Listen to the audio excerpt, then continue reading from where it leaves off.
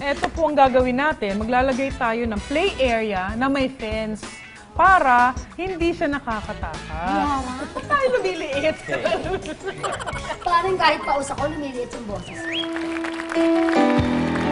Do whatever comes what may, for a chance in loving you, I'll take it all away, right down through the wire, even through the fire.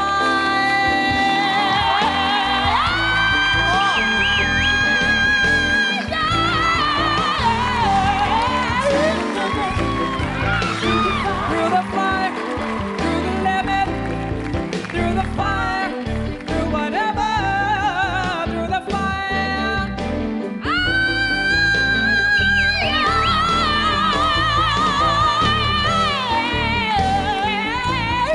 Through the fire, through whatever, through the fire.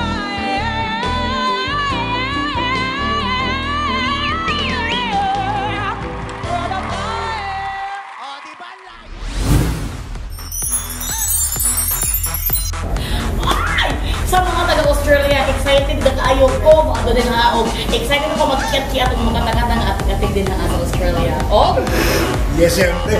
Ay, ang mga Ilonggo dira sa Australia, sadya-sadya ginisyo natin. Kita nakikita. Oo, kasi sadya. Kang magbalabala, kita nila mga Ilonggo, gidya.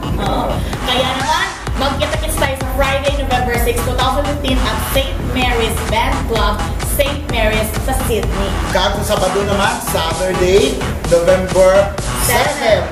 2015. Nasa Melbourne ang kalinga tatlo. So wala, kung yung dyan nila, kayo magsinadya kikita tanan. Yes, kaya for more information, contact the producer of Radiant Star and Grande Entertainment. See you there!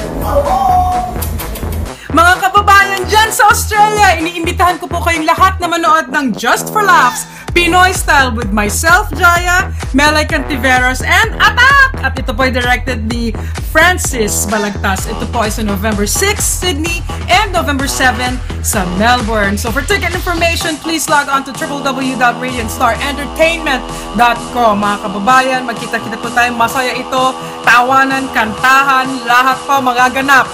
Dito lang yan sa Just for Laughs, Pinoy Style.